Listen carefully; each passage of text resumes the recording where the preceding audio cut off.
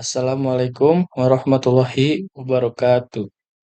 Perkenalkan, nama saya Kiki Irawan dari kelas IS2 dengan NIM 10 52 30 51.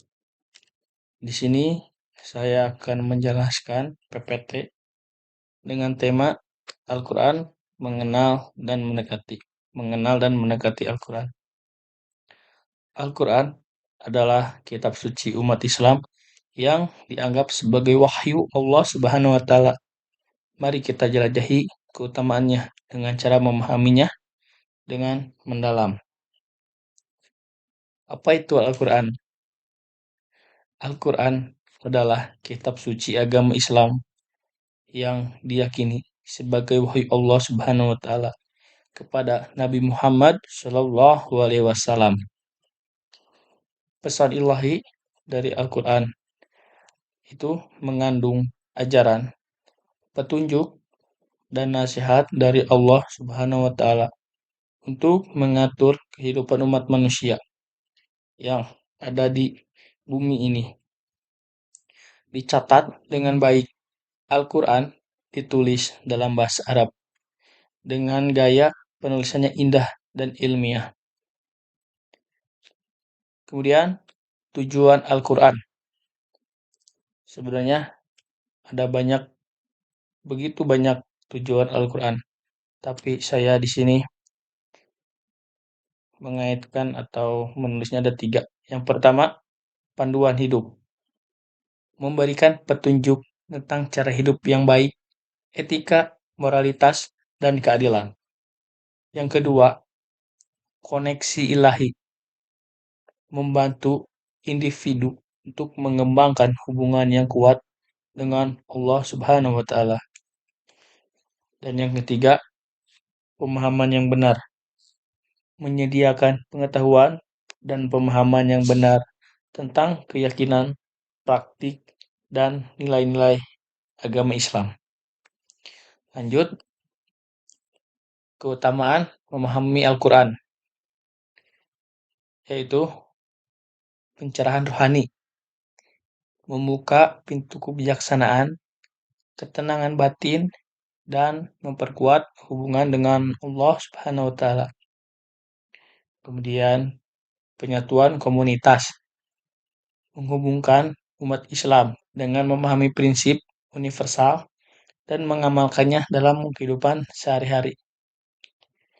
Dan yang terakhir, pemandu hidup, memberikan petunjuk dalam menghadapi tantangan, merasa terarah dan fokus dalam kehidupan. Selanjutnya, cara memahami dan menghampiri Al-Quran. Ada 3. Yang pertama, studi mendalam. Menjadi mahir dalam bahasa Arab dan mengkaji tafsir Al-Quran oleh ulama terpercaya. Yang kedua, konteks sejarah. Menggunakan pengetahuan sejarah untuk memahami latar belakang dan konteks Al-Quran. Dan yang ketiga, bimbingan terampil. Mengikuti pengajian dan mendapatkan bimbingan dari ulama yang berpengetahuan luas. Slide selanjutnya yaitu tantangan dalam memahami Al-Quran. Yang pertama, ada bahasa Arab. Bahasa Arab yang kompleks menjadi tantangan bagi yang tidak memiliki latar belakang Arab, karena akan sedikit susah untuk memahaminya. Yang kedua, ada konteks budaya. Memahami makna dan konteks budaya yang mungkin berbeda dari budaya saat ini. Yang ketiga, tafsir yang beragam. Keberagaman tafsir dan penafsiran yang ada dapat menimbulkan kesulitan dalam memahami makna sebenarnya.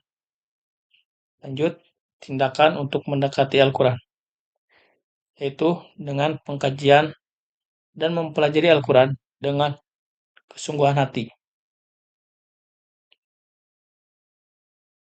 refleksi diri, merenungkan, serta menghubungkan pengalaman hidup dengan ajaran yang terkandung dalam Al-Quran.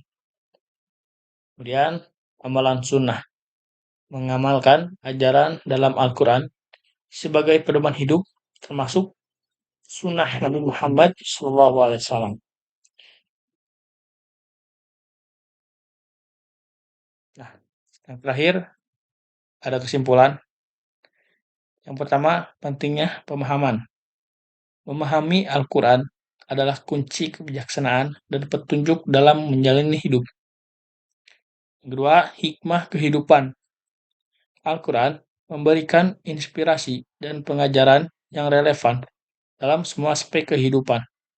Dan yang terakhir, yaitu dengan mendekati Al-Quran, kita dapat mencapai kedamaian spiritual dan hubungan yang lebih dekat dengan Allah Subhanahu wa Ta'ala. Demikian yang saya sampaikan. Wabillahi taufiq wal hidayah.